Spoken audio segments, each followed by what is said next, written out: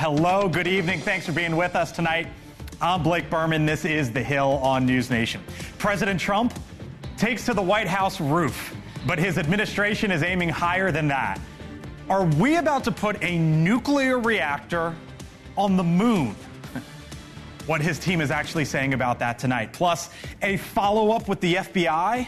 Texas's top senator demanding the feds track down the Democratic lawmakers who fled the Lone Star State. This is Texas Republicans vote to arrest a dozen of those legislators. And here's what the president said moments ago. In a certain way, it almost looks like they've abandoned the state. It looks very bad. Yeah, go ahead, please. Should the FBI get involved? Should the FBI get involved? Well, they may have to. They may have to. No, I know they want them back. And outside the Beltway, one Republican already feeling the summer heat from voters back home over the president's signature legislation. And quite frankly, from where I sit, there's been a lot of misinformation out there about the bill. Okay, let's start here. Let's start there indeed. Will there be more of that for the rest of the month? But first tonight, here from The Hill, how about this one? Is Bill Clinton about to head under oath? The Epstein files, which, as you know, suddenly became all the rage for Democrats in this town, now with a new turn from the House Oversight Committee. A list of subpoenas going out today for some of the biggest power holders Washington came to know over the last 2 decades. In all, the House Oversight Committee today issuing 10 different subpoenas. It includes, for example, the 42nd president of the United States, Bill Clinton, who said he cut off ties with Epstein a decade before Epstein's arrest. Hillary Clinton, his wife, the former First Lady and Secretary of State. But it goes well beyond that. 6 attorneys general from the past 4 different presidential administrations, Democrats and Republicans, also receiving letters from the Oversight Committee with dates assigned for their depositions. Plus, 2 former FBI directors. You probably know these names here, Comey and Mueller. Now, as for Clinton, he is the 5th former president to receive a congressional subpoena throughout the entire history of this country, joining the likes of Truman, Tyler, Adams, and also Trump. The only one to actually provide testimony, you got to go back to 1846, John Tyler. But this obviously as well presents a headache for the current president, Donald Trump, who has vowed total transparency from the White House, but has faced critics from even within his own party who say that he has fallen short of that, or at least his administration has as well, on this very issue. Congressman James Comer, who chairs that oversight committee, also sending a letter today to the current Attorney General, Pam Bondi. Comer is requesting Trump's Justice Department to hand over all documents and communications related to the Epstein case, the Epstein files, and Ghislaine Maxwell by August 19th. That, by the way, is just 2 weeks from today. So what about deposing a former president? Jesse Weber is going to get with me on that in a second here. But we begin tonight here on The Hill with the Republican from the state of Missouri, Eric Burlison. You know him by now. He's on the show frequently. He is a member of the House Oversight Committee. Congressman, I know you're rushed to join us tonight. Appreciate that. Thanks for being with us here on The Hill. Your colleague, James Comer, the head of the committee, sent out all of these letters today and all of these subpoenas. Let's go broad here for a second. The goal here is what? The goal here is the truth. And I think that I hope the public is recognizing that we're going to bring everybody in. If we're going to have this discussion, we're going to bring in the Democrat attorney generals. We're going to bring in the Republican attorney generals. Anybody that was involved in this Epstein investigation or lack thereof, or failed investigation efforts. And so we're going to bring them in. I think it's the American people are sick and tired of having this government not be honest with them about, all things, especially this. And I think the fact that this is such a recent event, and that that we're seeing so much work being done to cover up this investigation, I think the American people are demanding answers. William Jefferson Clinton, do you expect him to show up? Do you expect him to answer questions? I don't know. I hope that he does. I think that if he's going to plead the fifth, that will be very telling. Look, he's why do you go there? You think that's where he goes? Do you have an inkling, or you're just speculating? I'm just speculating. But look, he was with Jeffrey Epstein on the plane at least 20 plus times. There's reports that he visited the island multiple times. And so we want answers to that. I think the American people deserve answers for that. If anybody knew Jeffrey Epstein, it would be somebody that flew with him and went to his island 20 plus times. Full, complete, and unredacted. That's what James Comer says he wants from Pam Bondi. You don't really think you're going to get unredacted files, do you? And this is the question of whether or not Congress has the authority. And I think that we need to remind the government that they work for the American people. They work for those of us that were elected by the American people, and that they have a responsibility to respond. So we'll see what the Department of Justice does. Okay. I hope that they do release this in full transparency. You know, Republicans have pushed back on Democratic Attorney Generals Eric Holder, 2012, Fast and Furious, Merrick Garland, 2024, the Her recordings. They held him in contempt. Would you do the same for Pam Bondi if she doesn't come forward with this request? We'll have to take a look at that. That's not something I've thought of, but look, if she's going to be completely defiant, then I think we may have to call a spade a spade. We'll leave it there. He is the Republican from Missouri on the Oversight Committee, Eric Burleson. I think it says Springfield is where you are tonight. Thanks for being with us tonight here on the Hill. Thank you, Blake. Yep, anytime. With me now. Yeah, of course. With me now, Jesse Weber, NewsNation legal contributor, host at the Law and Crime Network. Weber, I called you today when I saw the story pop, and I said, whoa, wait a minute. Subpoenaing the 42nd president of the United States of America and trying to get him to walk into that building behind me, or frankly, really, they'd probably do it anywhere for a deposition. That going to happen? So first of all, they have the power to subpoena him. And here's the really important part. I think it's the very act of issuing the subpoena that's the most important part, because what is the value of the information he's going to provide? We don't know. He has very few avenues to legally challenge this. Why? He wasn't the president when he flew on the plane. He was a private citizen. Now, he can definitely make an argument. He can object. If he's subpoenaed, he may not show up. It becomes Congress whether or not they want to enforce the subpoena, and then there's going to be a battle back and forth. But in terms of invoking executive privilege, he's going to be very limited to do that. And by the way, if the courts take a look at this, traditionally, they usually adhere to the discretion of Congress. And he may challenge and say, well, wait a minute. Congress does, what's the legislative purpose that they're asking me to subpoena? They say that, you know, to make sure that sex trafficking doesn't happen. I'm paraphrasing here, but that's what's in the letter essentially. I think they have an argument. And if their argument is it's oversight, look, we have a responsibility to the American people for transparency. Look, let me tell you, Blake, I think right now subpoenaing the gamut of people who may or may not even be connected to the investigation or prosecution of Epstein or Maxwell, that's not the point. The point is we're doing something. The point is we're trying to get transparency. You're not getting it from the DOJ. We'll do it. Now, a lot of these interviews will happen behind closed doors. Would we ever know what they testified to? Will we ever know what the transcripts say? Maybe not. And by the way, at the end of this whole investigation, let's say in a world everybody testifies and they get everything that they want. Will their conclusion be the same as the FBI and the DOJ? That will be very, very interesting. Tee up Bill Clinton back for me way back when, because Jesse, as you know, he has some history with depositions. Hold that, because I want to roll it if you don't remember. Yeah, let's do it. It depends upon what the meaning of the word is. Yes. If is means is and never has been, that's one thing. If it means there is none, that was a completely true statement. So what would you advise him? Don't say that.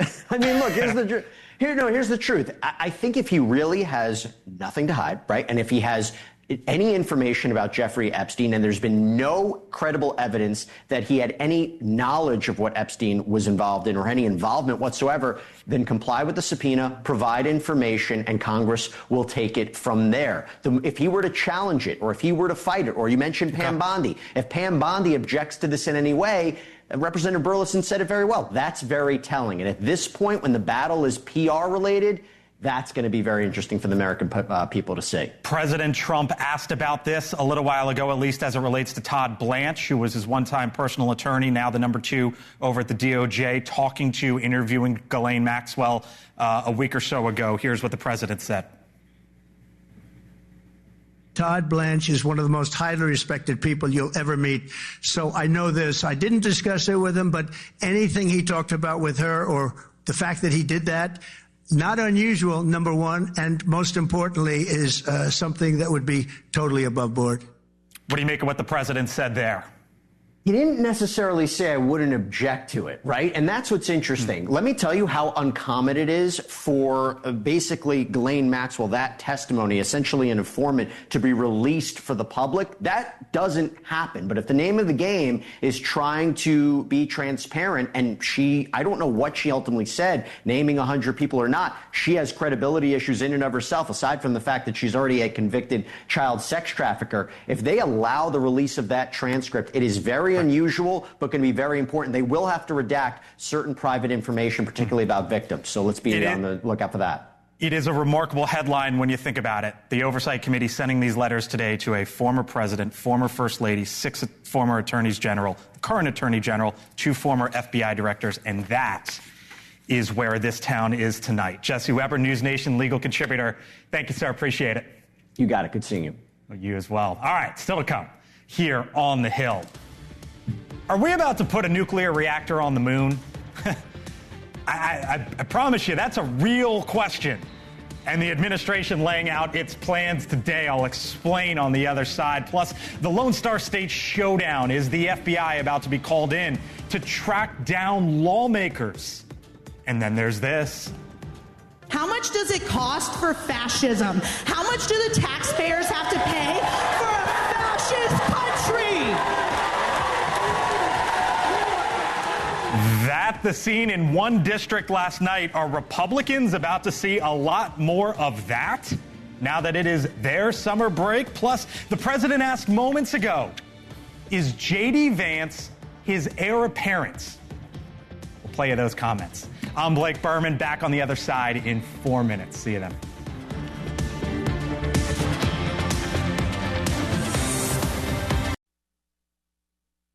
About to put a nuclear reactor on the moon. The Transportation Secretary, Sean Duffy, suggesting today that is very real. So we've spent hundreds of millions of dollars studying, can we do it? We are now going to move beyond studying, and we have given direction to go, let's start to deploy our technology to move to actually make this a reality. Certainly out of this world, but the smartest minds in space have been talking up the need to leave this planet for years now. What is important is that we establish a self-sustaining city on Mars. This is important for the long-term future of humanity, or consciousness as we know it. If we move out into the solar system, for all practical purposes, we have unlimited resources. Retired NASA astronaut Jose Hernandez with us here in a moment on this possibility. But first, to our Kelly Meyer live from the White House. Kelly, it was interesting because the Transportation Secretary was talking today about drones, and then he gets this question, and he was like, I didn't know that this was going to come up, but here we go. Exactly, because he's wearing 2 hats here. He's both the Transportation Secretary and the interim NASA administrator. So he's like, well, I guess I could take a question on this while I'm here at the Department of Transportation, too. But he was saying that the focus here, and he did answer the question confirming the news that this is the plan, and he says this is being fast-tracked because the U.S. admits it's behind. Take a listen to this. If we're going to engage in the race to the moon and the race to Mars, we have to get our act together. The directive here states that the first country to have a nuclear reactor could, quote, declare a keep-out zone, which would significantly inhibit the U.S. So this reveals this race with China and Russia here. The White House is pushing for increased funds for human spaceflight in 2026. But this is as NASA is facing cuts to other programs, including a nearly 50% cut for science missions. Blake. All right, our Kelly Meyer live on the North Lawn tonight. Kelly, thank you. Come on in. Jose Hernandez, retired NASA astronaut, part of the 128th shuttle mission, with us live tonight here on the Hill. Thanks for being with us. Look, I get it. Space is math and science and a whole lot of things, but I can't comprehend it. So help me here. How would this work? Talking about a nuclear reactor on the moon, and we're now all in on this, it seems. Yes, Blake. Well, first, let me tell you that I worked 16 years at a national laboratory dedicated to national defense with nuclear applications. So I traveled to Russia in a nuclear nonproliferation program. And let me tell you that we are so ready to have nuclear power in space. All we have to do is we have to downsize it to have micro reactors that can then be shipped up into on a Falcon 9 rocket to the surface of the moon, because we need a power source aside from the solar panels. There's parts of the moon where solar panels aren't going to be friendly, aren't going to produce enough energy, and the only other source is nuclear power. And we can miniaturize it up to produce about 100 kilowatts. It would weigh about 10 tons, and that we can take up to the surface of the moon. So do we need it because this is the new frontier and we keep pushing and pushing and pushing, greatest country on the planet, and let's see how far we can go? Or is it because of sort of what the administration laid out, which is this is the U.S. versus Russia versus China? I think it's a combination of those two reasons, Blake. I think we got to keep up with the Joneses, and we're realizing that we're falling behind, especially with China. But the other thing is it makes sense as having that as a power source, especially once we set our sights to go to Mars and beyond. You can envision not only having a nuclear power source, but a nuclear propulsion system for long duration space travel. All I know, Jose, is the smart folks like yourself and Musk and Bezos say we need to be multiplanetary. It's hard for me to grasp. I can't wrap my mind around it. But here we are. Discovery pushes innovation, Blake, and so that's why we got to push. We got to push space so that everything that we invent up in space has great applications here on Earth. I'm sure it does. The future is wild. Thanks for being with us tonight. We'll talk to you again soon, Jose Hernandez. Appreciate it. All right, still coming up tonight here on the Hill. By the way, before we move on, don't you know our Kelly Meyer tomorrow interviewing the Pentagon's drone chief. Speaking of all the things that we're sending up into the air. Kelly getting a behind-the-scenes look, and we're going to show that to you here on the Hill tomorrow night, 6 o'clock Eastern. Stick around for that. Hope you join us for that tomorrow. But before then, and still to come tonight, the redistricting rift. How big will the battle get in Texas? There's now talk about sending the feds in. The president is weighing in on that. And who is the heir apparent to the president? He was asked about it a little while ago. It was the furthest he has gone to date. The president's comments when we return.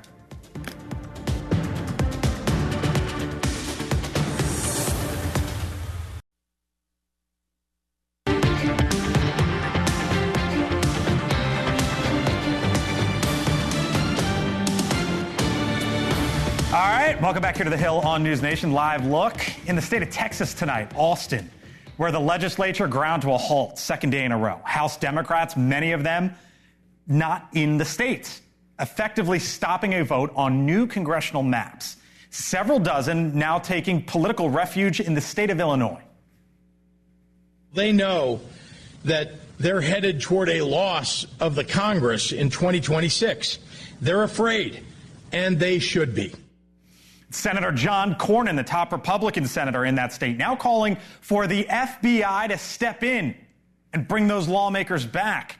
The state's attorney general saying if they're not back by Friday, they'll be stripped from office. President Trump says redistricting isn't something that is new to Democrats. The Democrats have done it long before we started. They've done it all over the place. They did it in New York. They did it in a lot of different states. They've done it in California, by the way. Before this, they've done it in California. So we'll see what happens. And at issue here, potentially 5 seats in play in the state of Texas. But here's some of the potential fallout. There are reports out of the state of Indiana tonight that the vice president, J.D. Vance, will visit there in 2 days. And that state's congressional map could very well be discussed when the vice president sits down with the Republican governor.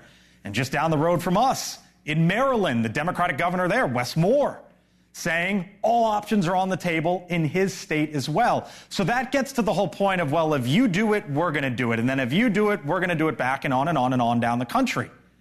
If, and we're not saying that's going to happen, but you hear now all these states talking about shifting the congressional maps as it is the tightest House of Representatives in modern political history, and they all have eyes toward 2026. What could that look like? Well, we tallied it up. And here's what I want to show you here, the red and the blue.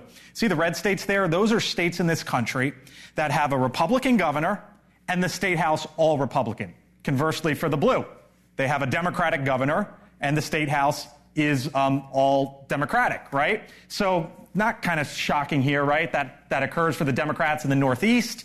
Frank, we can see way out west here. And then for the Republicans, that setup is down here in the Southeast, all across the Southeast.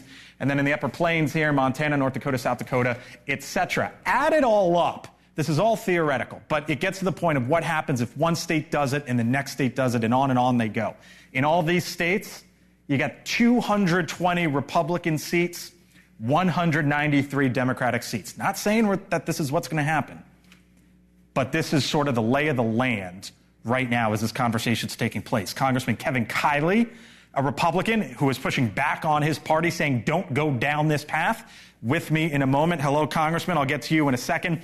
But first, to the other side of the aisle, Henry Cuellar in the state of Texas, whose seat is potentially on the line, with us live tonight here on the Hill. Congressman, thanks for being with us. The Democrats in your state have left. Do you think they should come back? No, I think they should look at every procedural way to stop this mid-decade redistricting. Look, we saw this in 2003, the Tom DeLay redistricting, and it was done for political purposes. They shifted a Democratic delegation to a Republican delegation. So, yeah, this is something that procedurally... Stay there indefinitely? Look, we know that they're going to be there for a period of time. I think eventually, I think, depending on how long they can keep calling special sessions, eventually they will have to come back, but they're going to be calling attention and they're going to give opportunity to other states. Just like you said a while ago, if the Republicans do it, unfortunately, we're going to have Democrats doing this. You want every governor doing it then? Gavin Newsom, though he would have issues with the way the law's set up there in California, but you understand the point. Pritzker in Illinois, Hochul in New York. You can go on and on into New Jersey and Connecticut, some of the other Massachusetts, some of the other deep blue states. You want those governors doing that? Well, again, if you're going to fight fire with fire, you got to fight fire with fire. I mean, it's very simple. I wish we wouldn't do this. Redistricting should be done after a census, and it's done because of the census and population changes. But unfortunately, Republicans, and I'll say this, have been very good at redistricting. We saw that in 2003 in the state of Texas, where they shifted a Democratic delegation to a Republican delegation, and they're coming back again in 2025 to do the same thing. We know what's going to happen in 2026. Every party that's in power will lose. We saw that almost every single time, with a few exceptions. But they're trying to change the lines before 2026. Let me ask you this, because your district, you're down there, southern part of Texas, there along the border. Your district, under the proposed map, I think would shift a few points in the Republicans' direction. You think you win your district? Oh, absolutely. Actually, if you look at it, they're giving me, if we go with those lines, they're giving me counties that I represent, Hidalgo, LaSalle, counties I represented just up to December of 2022. Those counties I won very strongly. So you don't feel threatened at all? Well, look, I want to keep the lines that I have, but if I have to run in these lines, look at the numbers. Actually, I do better under this new district with Democrats than the current district. But I'd like to keep the current district right. You're looking at Trump numbers, and they're basing everything on one assumption. They're assuming that Republicans that voted for Trump are going to vote for Republicans, and the numbers just don't show that. And by the way, I think I'm the number one performer. I perform any other Democrat in the country. You overperformed an election in the past election, indeed. Henry Cuellar told you wanted to get to the other side of the aisle as well. Thanks for being with us tonight here on the Hill. So to another state that's getting a lot of attention, California, obviously one of those blue states. He is a Republican in that state. Congressman Kevin Kiley with me now here on the Hill. Congressman, you have legislation out, and hello, thank you for being with us once again, that would basically say you only get one shot. Normally the shot happens after the census and they do it right after the census. You only get one shot. So you believe that Greg Abbott's in the wrong here? Well, so I should note, this actually is the law already in California. Our Constitution holds that you only do redistricting after the census, and it bars mid-decade redistricting. But the governor of California, Gavin Newsom, is trying to blow that up in addition to abolishing our Citizens Redistricting Commission that was established by voters. So I'm concerned about what's going on across the country, but as a representative from California... Concerned in Texas, though, too? I'm particularly concerned about what's going on in my own state and this attempt to really threaten our democracy by undoing the will of voters and reintroducing a partisan redistricting process. Now, I don't love what's going on in Texas either, and that's why I've introduced legislation that will stop Governor Newsom's scheme in California, but will also put a stop to this brewing redistricting war by saying that states should do redistricting after the census, and we shouldn't do it at any point between decades. The president suggested today, earlier this morning, that Republicans deserve these 5 seats in Texas. Republicans deserve them? Well, I think the president is looking at this through some of the sort of systemic inequities that are part of the system now. So, number one, the U.S. Census Bureau has said that there was a miscounting in many states in 2020, mostly because of COVID, that essentially gave Democrats several extra seats. And then there's the fact that illegal immigrants are counted in the apportionment process. That also has given Democrats extra seats. And then there are a number of states like Illinois that are extremely gerrymandered and have a much greater imbalance between the parties than, say, states like Texas. So I think it's a reasonable thing for the president to be looking at this in terms of sort of balancing the equities. But I don't think that necessarily he was given a full picture of what this might lead to. And I don't think the president wants to see the delegation in California, New York, wasn't given a full picture. Do you believe then he shouldn't continue to go down this road? Well, I think ultimately this is a matter of the House of Representatives and how the House's membership is going to be determined. And so the onus is really on the Speaker of the House. And so I've called on him to show some leadership here, along with the minority leader, Hakeem Jeffries, because the reality is this is not something that is supported by members of the Republican conference. It's not popular among members of the Democratic conference. It's not good for voters. It's not good for representatives. And it's definitely not good for the country. And so I think that this is an opportunity for the Speaker and the minority leader to recognize that. And I think that my bill provides an opportunity to do that by saying that we're not going to have any mid-decade redistricting, that states should draw their lines after the census. Heard from both sides of the aisle there. Kevin Kelly, a Republican in a blue state. Henry Cuellar, a Democrat in a red state. And both of them, in one form or another, in the middle of it all. Congressman, thanks for being with us tonight. Appreciate it. You bet. Thanks. All right. Still to come here on the Hill. The president asked about all this and more today. What did he say about J.D. Vance? It's the furthest he has gone about Vance in 2028. We'll play that sound for you on the other side, and then there's this. There's been a lot of misinformation out there about the bill. If it's Vance 2028, is he going to have to defend that? And are Republicans going to see more of that when we return?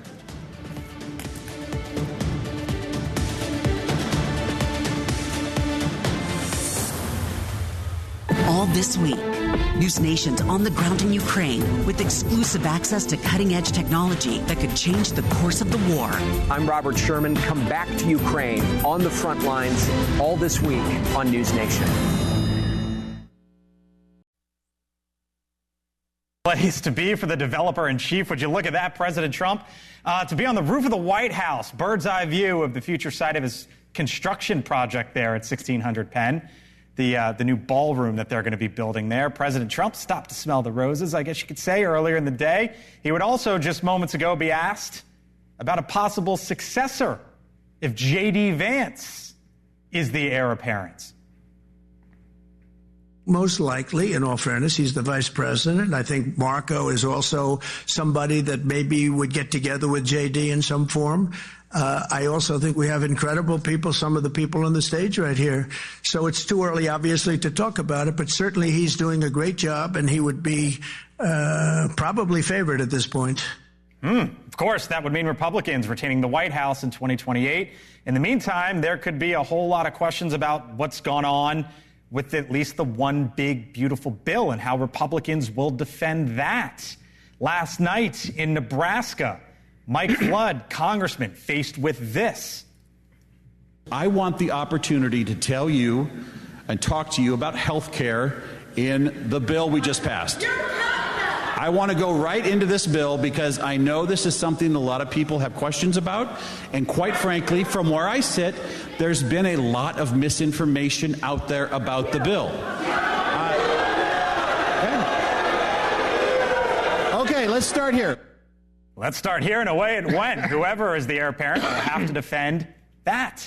Full panel here with me now. Mark Short, former legislative affairs director in the first Trump administration, chief of staff as well to the vice president, Mike Pence. Taryn Rosencrantz is a Democratic strategist. Aaron McGuire, Republican strategist. And Scott Bolden, NewsNation political contributor. Hello to you all. Thanks for being here. Nice to have you. That was the furthest that Trump's gone on Vance.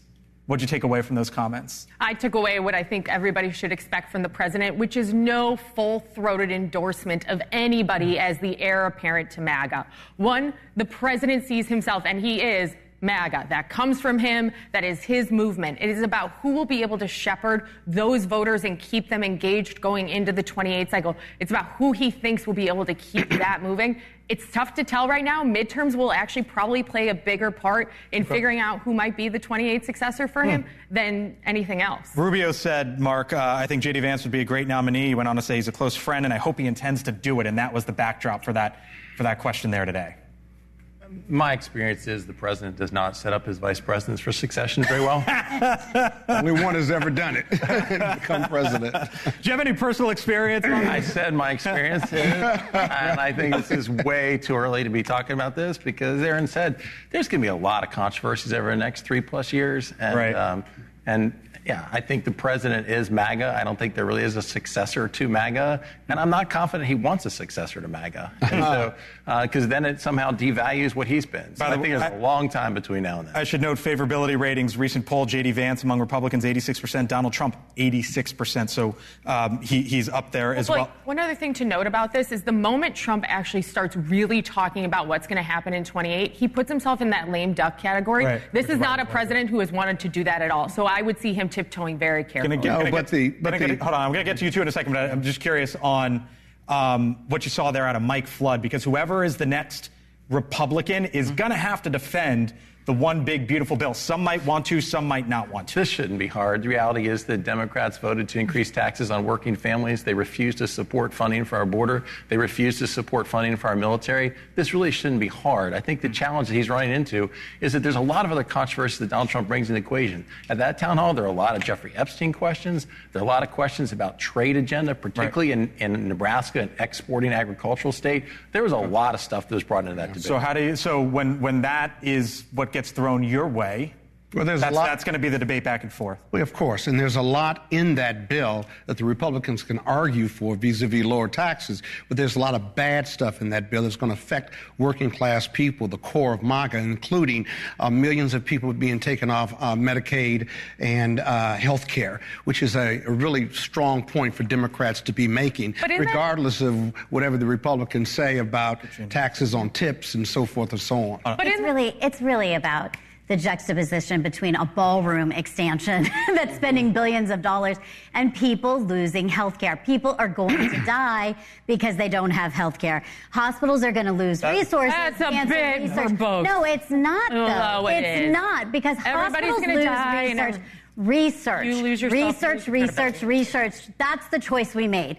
That is the choice he made. A ballroom, cancer research. Privately funded ballroom. No, you know, by the president at the end of the day, so a White House expansion. We didn't have money for this. Well, we're not spending money on it. You made your priorities quite clear. And how did y'all defend when Bill Clinton pushed for work requirements? You know what? You want to talk about 1992? Let's go for it. Or Barack Obama. But that's not where we're at right now. Barack Obama supported work requirements. You want to talk about Barack Obama? I think the whole country would talk about health care. So let's go for it. Let's go for it. Part of the backdrop here, and we've focused a lot on Republicans. How do you defend this? On a summit in Mexico City, Delia Ramirez, Congresswoman, Illinois, I'm a proud Guatemalan before I'm an American. Well, you know what? I don't think anyone I think we do not want to say that the Democratic Party should be saying that we're going to have to defend one person, one action, one voice. And I don't think that that's something that we should have to do. If you want to say that, I think we can say, look, she's saying that. That's her words, and I don't think that that's the party. And I don't think right now that is the party. Well, I don't think that's what we have to be doing. But all of us in this country are from somewhere else. That's why we're a proud nation of immigrants. You're Mexican American. You are what you are. American. Right. You are who you are. And if you don't like the rhetoric, so be it. But if she feels that's that what way, I'm saying. That's I'm an her. African American. I'm not going to stop saying that. Oh, listen, I'm as American as the day is long. Both my parents are American, my grandparents are American, my great-grandparents are American. But that's what I'm saying. As an elected member of Congress, that's what I'm saying. But as an elected member of Congress, your job is to represent the constituents of the United States. And if you're standing there saying that you're proud to be from somewhere else than you are for the country you represent at that point, yes, that is a political point Republicans can make. And real quick, on the Mike Flood town hall, in that, he said, if a 28-year-old is able to work and chooses not to do so, should they receive Medicaid benefits? And that crowd said yes. That's lunacy bananas. And if that's what Democrats decide is their message. Well, you also said people are going to die, too. Here's what I want to end on this. It actually happened. It is true. Don't say it's not true. It was in the Hill report. People are going to die. Here's where I want to end. Sot Flood on Epstein. Roll that real quick. Why are you covering up the Epstein files? At the next pro forma session of the Congress, you'll find my name as a sponsor on a resolution from the House Rules Committee to release the Epstein files to protect the victims. I am for the release of those records. I'm going to end with you here because you brought it up. How much does that follow? Oh, I think it follows. I think the challenge for the Trump administration is they lit this flame, and they're not going to be able to just extinguish it by hiding it. And I think you're going to have more and more members, just like he said, signing on to these petitions to force the Speaker's hand and having a vote. Okay. All right. We'll leave it there. What's in the files? Spirited. Thank you all. Appreciate it. Donald Trump. Still to come on the other side of the break. I started this show talking to Connell saying, you know what? Connell ended his show talking about AI. And I said, I'm going to give you an example of what's going on in this town. It's a company and a name that I promise you should know about. We've talked about it. My take, other side of the break. And coming up on Elizabeth Vargas Reports, she'll be digging into a new report on the deadly Titan submersible implosion back in 2023. Could disaster have been prevented? Yup. That is at 7 o'clock Eastern, 8 minutes away, right here on News Nation. She'll have that. My take, what's trending, other side of the break.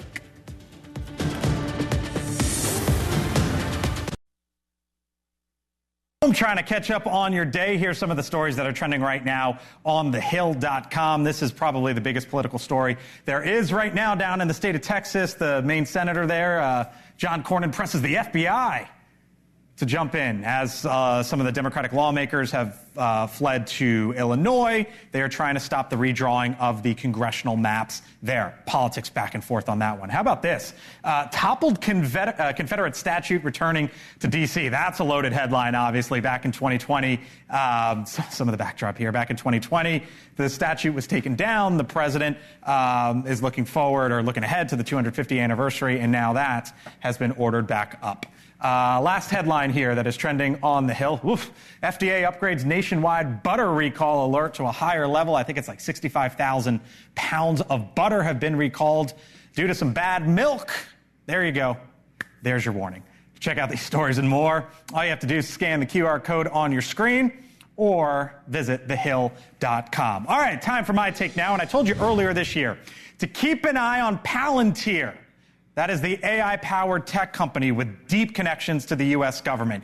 And now Palantir is doing a whole lot of told you so, too.